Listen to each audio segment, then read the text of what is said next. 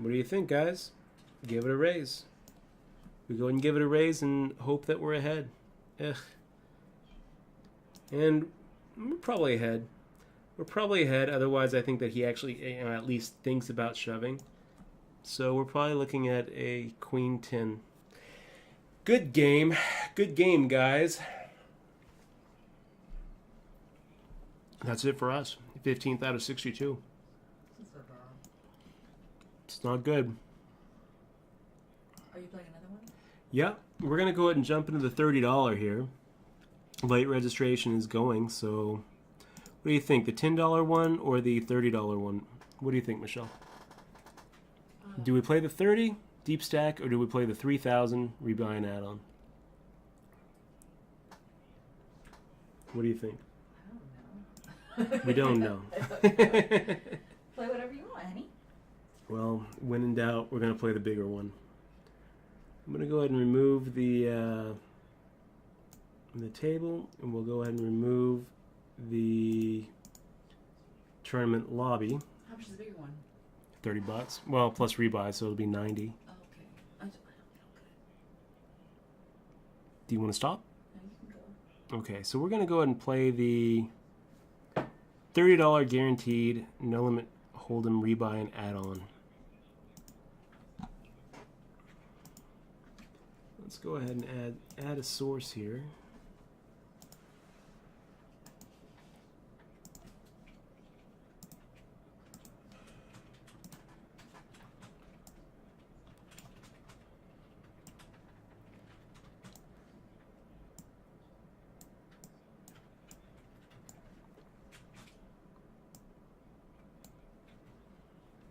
Okay, and here we are.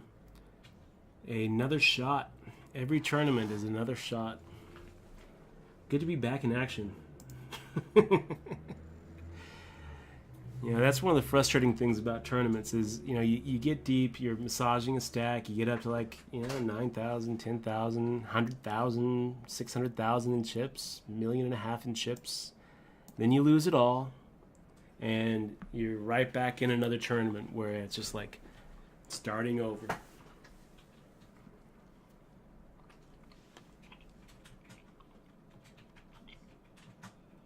So let's look around the table. We're going to go ahead and take the rebuy.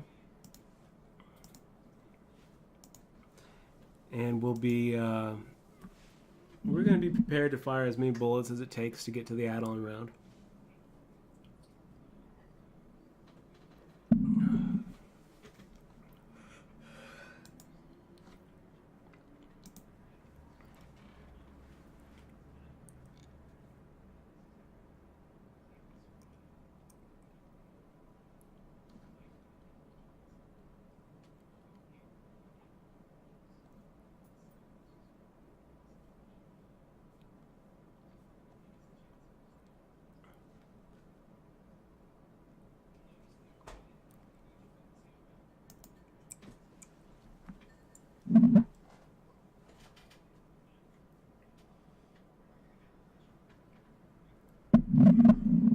So I'm looking forward to another 3 minutes where I get to read the chat and hear you guys bash me for playing the Jack 4 offsuit like I did. The only thing I would say is, when you're playing Jack 4 offsuit against one guy heads up and it comes Queen Jack, he's got you've got the under the gun better, who is the under the gun opener, who's the tournament chip leader. There's so many hands he could have there where we're just crushing it. If he has any pocket pair under jacks, we just love our hand. If he's got an ace 10 or an ace king, we love our hand. And when we check raised him on the flop, we're thinking that we're ahead. Especially when he just made that quick call, leaving us with 1,500. I was really surprised to see him turn over the queen. I was really thinking that we were just a huge favorite, or at least a slight favorite against a big ace 10, ace king. So it's disappointing. Anytime you lose a tournament, it's disappointing. But every tournament's a second chance. Here we go. 9-8 offsuit. Are we doing anything? No. We just sit back. We wait. We We let him pick at us a little bit, the big blinds, and we wait and we wait. We make sure we have a nice stack going into the ante round. Did we die? Yeah, we died. Oh yeah. We're out. We're out. We're still streaming. Stream's dead. Well, try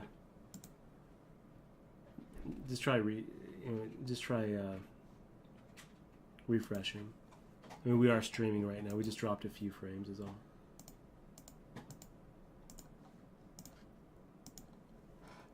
Yeah, it's on.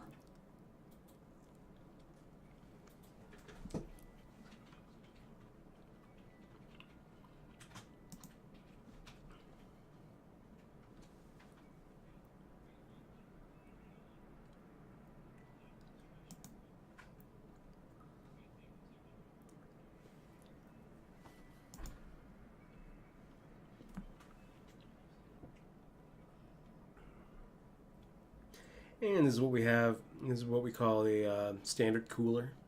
Pocket queens versus pocket fours on a 7-high board. Now, both of them were pretty deep. I mean, do you really have to get 150 big blinds in when you've got pocket queens? I don't think I so. didn't see what happened at the end. You cut out? Yeah, cut out at the end. Okay, so you guys didn't see what happened. Can you type it? Because they're in it right now.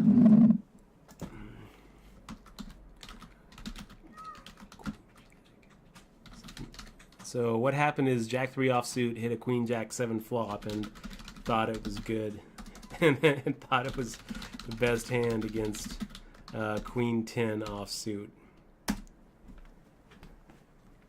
Now we're in the $30 rebuy. So if the stream died, just go ahead and give it a little a refresh, guys, and it should be back up and running.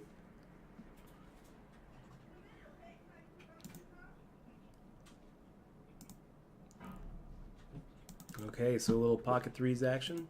We're gonna go ahead and come in with a 3 times a big blind raise. It's very early. Why are we doing it? To build up the pot. And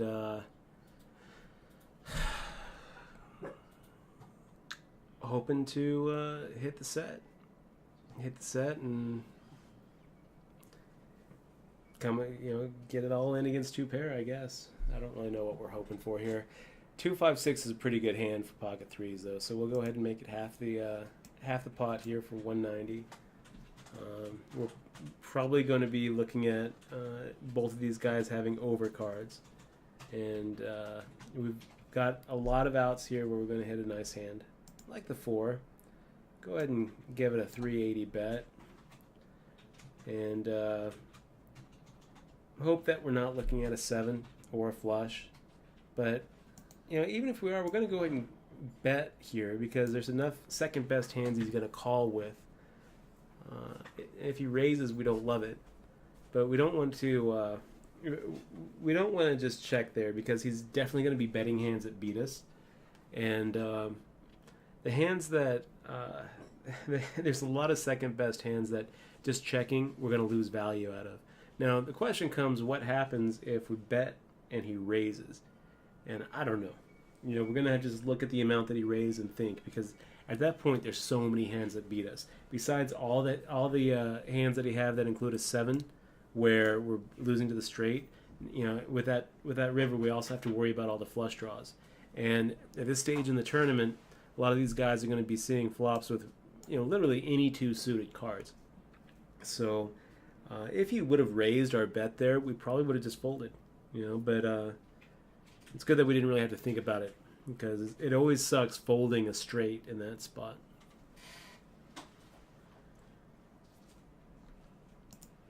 So thanks again, guys, for joining us on the live stream as we try to take this down.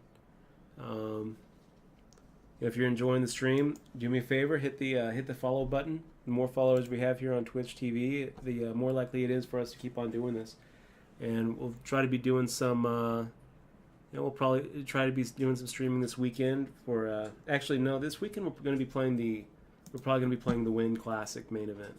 So But most Sundays we're probably going to be trying to play that $200 tourney on WSOP.com, taking down the I don't know if it's 10K or 15K guaranteed, but we'll try to take it down. We'll try to do it over this live stream and share the experience with you guys.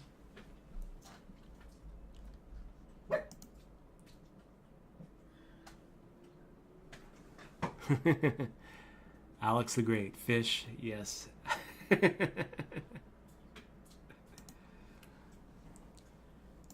I'm not going to spend too much time trying to defend the queen, the Jack 3 move. I'll just say that it's very easy to be results oriented. In my opinion, we crushed enough of his range to make a check raise profitable there. And when he just calls our check raise, it makes us just even more confident that a pair of jacks is probably going to be good. So I don't feel really bad about it. I feel bad that we got knocked out of the tournament, but most tournaments you're going to get knocked out of. Yeah, and that's the rub. That's the life we choose. It's kind of funny, I remember Scott Fishman saying, that's what being a tournament player is you wake up, you shower, you get dressed, you shave, you get all spiffed up, and you look in the mirror and you think, yes, okay, time to go get knocked out of a tournament. And that's every day, 4 out of 5 days. That's what your day is like as a tournament pro.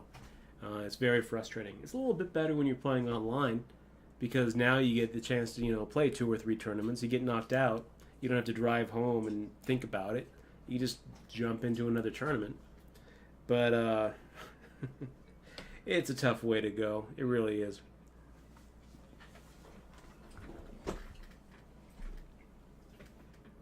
So let's see. Do we recognize any of these guys? We see B. Shriver here. Kind of interesting. I wonder if he's still in that $20 tournament that we just got knocked out of. My guess is he probably is.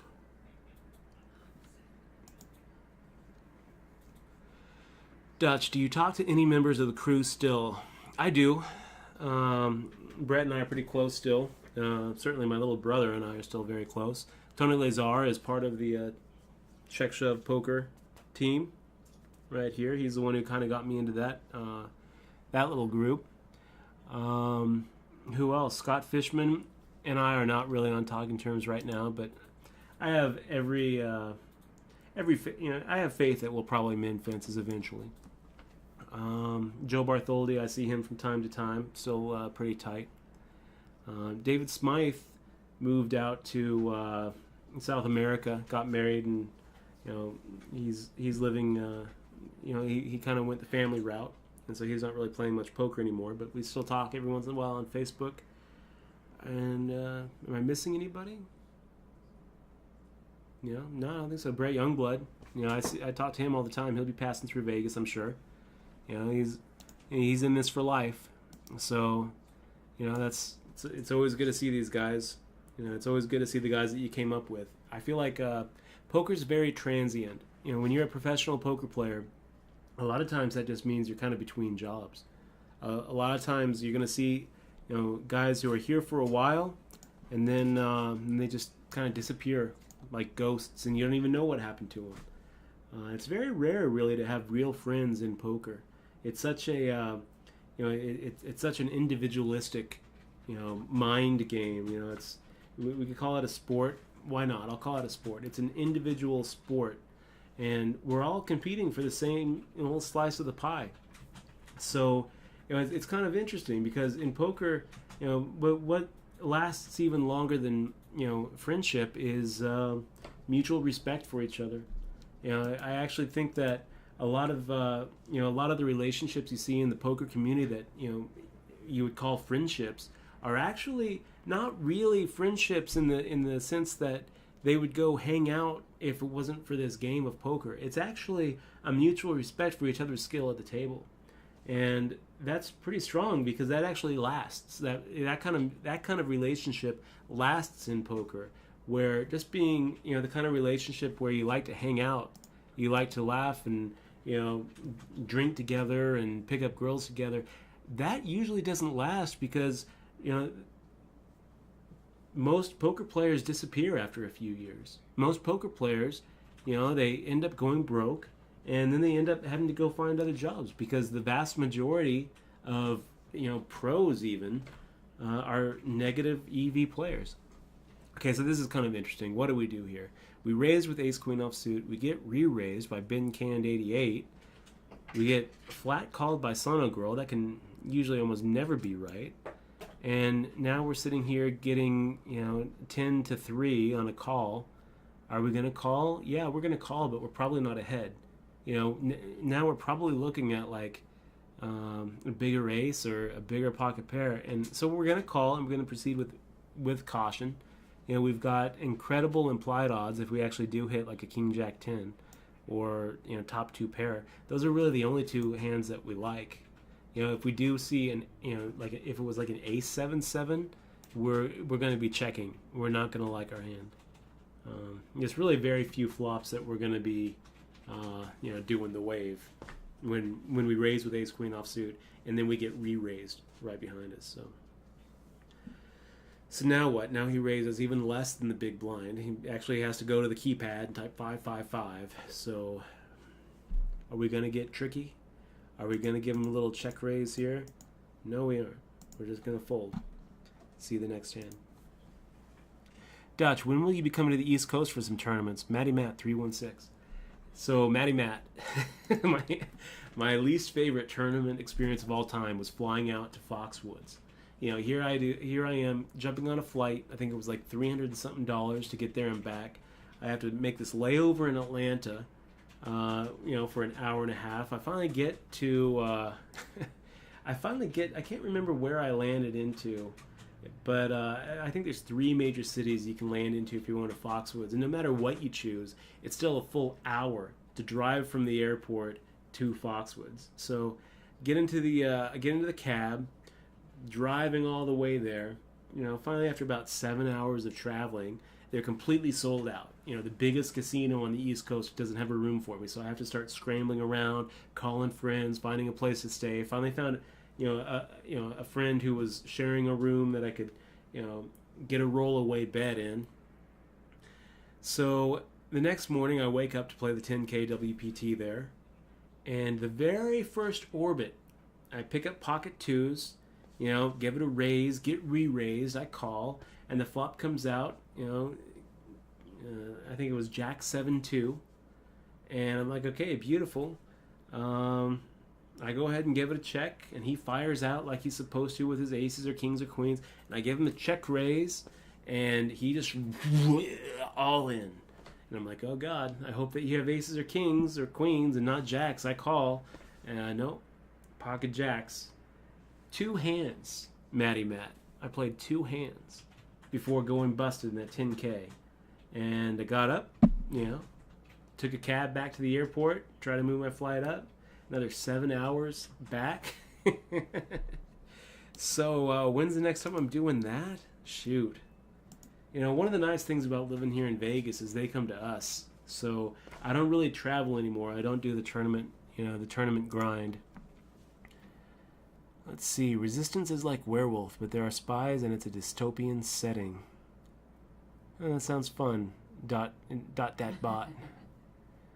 When are you going to pay back the people from hell? I don't know what you're even asking, eggs as eggs, but chances are not going to happen.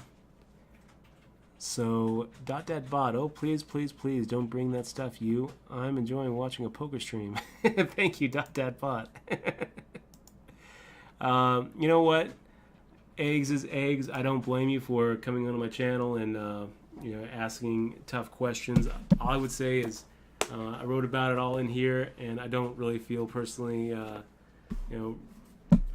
feel like I made some honest mistakes in my past, and I've put it all behind me. So, here we are. Let's see. Ad Bowman. Oh, so damn sorry. Ad Bowman, nice to see you in the chat. Mickey Deuces. Good to see you in the chat. Rural Route 23. I can't believe more aren't watching your stream, man. You go way back, and it's a pleasure to see you do your thing. Thank you, Rural Route 23. I'm glad to see you on the stream. If you're liking what you see, do me a favor. Just click that little follow button. And, I think we're going to go ahead and try to cut down the delay, because I do think it's probably a little better. It's more enjoyable. The more interactive we get with these things. So we'll see. I'll try to cut it down a little bit, you guys.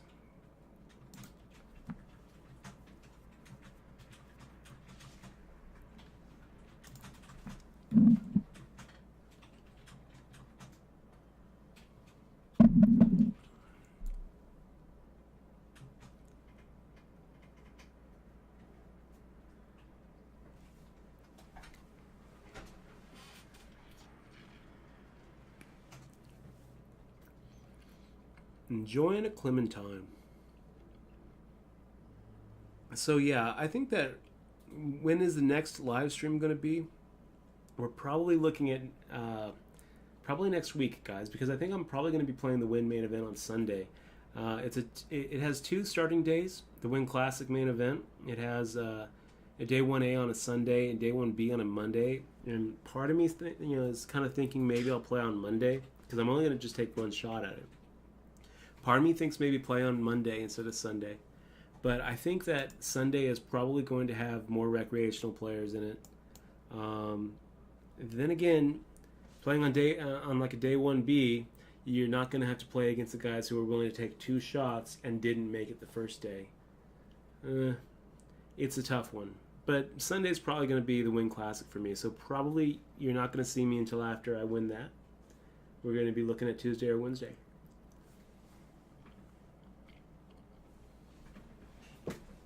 Rural Route 23, thank you for saying that. He says, I'm sure this will eventually be a top poker stream. I really hope so. I really love this whole Twitch thing. I love the interaction with the people, and I love watching it too. There's a lot of streams that I watch. I watched Jay Carver's stream. The stream that really got me, gave me my aha moment. About how Twitch was so different than like a YouTube was. Watching the H2OD stream, and really, it's better the lower the delay is. I wish that we didn't even have to do a delay, but I mean, as it is, I know that B. Shriver is probably watching this stream right now, hoping to see how I play. So, I mean, not really, but Foucault.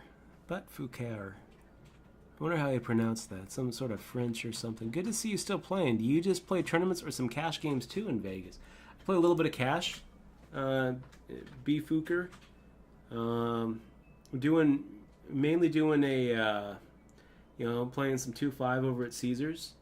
A little bit over at Rio sometimes. A little bit over at Bellagio and Aria and Wynn.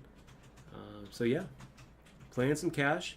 Mainly just counting down the days for the World Series of Poker.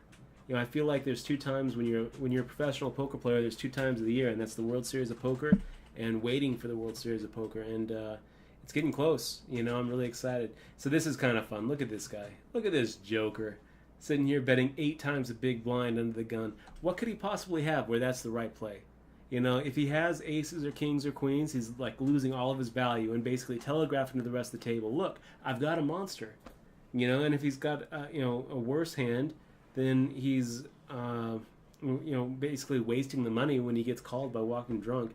What's worse than raising 8 times a big blind under the gun? At this stage of the tournament, calling on the button. This is why we can make a living playing poker. It's because of these guys' mistakes. It really is. I mean, wow. And then we have J Puff sitting here in the big blind deciding, I'm getting the right odds to call here. So Sono Girl goes ahead and follows up with a C-bet, half the pot. I mean, it just kind of, it makes my head explode trying to think about what these players are thinking. A lot of times they're not thinking anything. A lot of times they're just looking at their hand, rooting for a jack to come, looking at the old Jack 8 offsuit. They're like, come on, Jack. Come on, 8. And that's as far as it goes. That's as far as the thought process goes for a lot of these players, But, some of these guys, it's a mistake to underestimate your players for sure. I mean, a lot of these guys are, thinking pros. A lot of these guys are, trying really hard to win this. We saw B. Shriver at our other, deep in the other tournament. Reddish Ape, we see him all the time. He's a pro for sure. Leonidas, He's on here all the time. I'm going to guess he's a local Vegas pro. So we're up against at least 3 players that we recognize and are probably going to be good. But it's also a mistake to overestimate your players. It's a mistake to think that they're thinking on the same level as you. There's not really that many levels in poker. The fact is, though, most players aren't even thinking at level 1. Most guys you're going to be playing with, especially at the early stages of tournaments before they get a chance to be sifted out, aren't really thinking much past their own hand. So what do we do here? At this point, if we call, we're calling really only for set value, and we're hoping that he has a big hand like aces or kings that if we do hit a set of 5s, we're able to stack him. Is 450 enough to maybe stack 20 times that? Yes, it is. We're going to go ahead and give it a call and hope that Walking Drunk doesn't just overshove. That would be, just the worst case scenario is if Walking Drunk decides to get a little crazy here. Well, we didn't flop our set, but we actually did flop something kind of nice, which is a gut shot straight draw and a 7 high flop. So do we continue with the hand? Probably not. No, we probably go ahead and just get rid of it. We probably just fold. Our read was that J-Puff has an overpair. So we're looking at 6 outs twice, 20-something%. Just get rid of it. Hopefully we actually get to see what happens and we get to affirm our suspicion, and that's that J-Puff has an overpair. Walking Drunk probably has I don't know. He probably has pocket 6s, He probably, who knows. It always feels wrong to fold, and I would say that the reason that is because the mind craves certainty. A lot of times it's easier to live with a bad decision that is bad than live with a good decision that you're not sure about. And that's just kind of the nature of poker. And in order to be successful at poker, you have to get comfortable with not knowing. You have to be comfortable with sometimes losing to a bluff and not knowing if you were right or wrong to make the fold.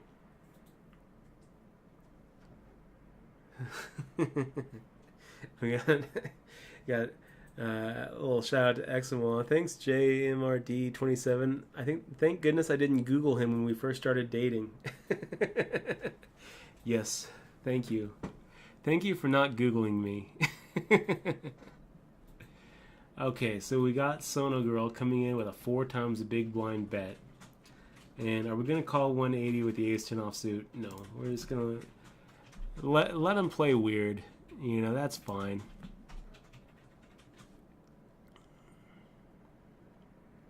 Who else do we got? So we got Speaks. Just want to say, another shout out to Speaks. Thanks for joining the feed. Thanks for watching. I will try to post a schedule as soon as I figure out what the schedule is going to be. I think it's a great idea. Shout out to @Bowman. I love that you're being so responsive and nice. I can tell you haven't gotten sick of all the Twitch trolls yet. And nothing works. It's not like Dutch is as bad as Christ, Fergie. Thank you.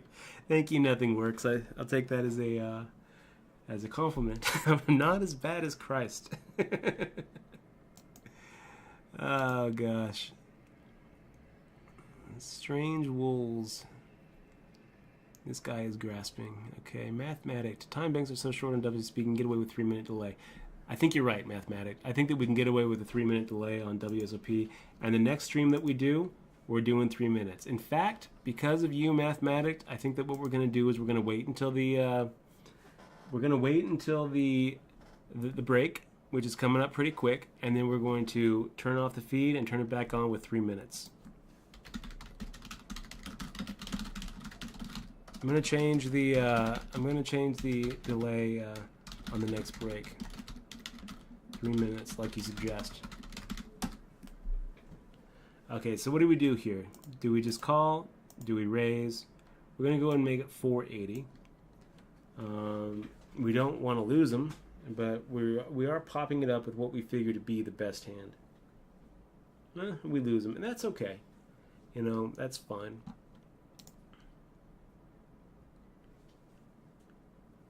Are you on break right now? Not yet. Huh? Not yet. I'm not on break yet. We got, should I get think, for another 2 10 minutes minutes. instead of 3 minutes. You think 2? Because there's a lag anyway. Yeah, there's like a 20-second lag Yeah, anyway. so there's like a lag within a lag. Okay, guys, we're doing 2 minutes. We're going to live dangerously and do 2 minutes. And if we get to the final table and some guy... And if we lose, we're coming after you guys. No. If some guy makes this crazy call after using his whole time bank on every street and then calls us down with like queen high, then we know to bump back up to 3 minutes. But I think Twitch is better the lower the delay. What do we think here? We got J Puff coming at us with 3 times the big blind. A pretty nice hand with Queen Jack suited. We're not going to get away from this. We're going to go ahead and call. We're going to see a flop. We're going to play some poker. We are both very deep. Almost we've got more than 100 big blinds in front of us. So effective stacks of infinity, and we've got a hand that plays very well. We're going to know where we're at. And this is what we don't want to happen. We don't want to get raised out of this hand. If J Puff re-raises, we fold. If he calls, we're gonna go ahead and continue. Now, if he folds, what do we do? This isn't an ideal spot, you guys. Now we are actually having to put in a significant percentage of our stack with queen high. We got to think that, if we do make the call, we're going to be up against one of the better players at our table. We're going to have position on him. But if we make the call, we're inducing bin canned 88 to also call. So we can probably count on 3.5 to 1. It is a rebuy tournament. Let's go ahead and make the call. 10, 5, 6 of hearts. Not too shabby, boys and girls. Let's see. Rural Route 23. Okay, so he makes it 1,500. The only question here is, do we just shove? Do we raise?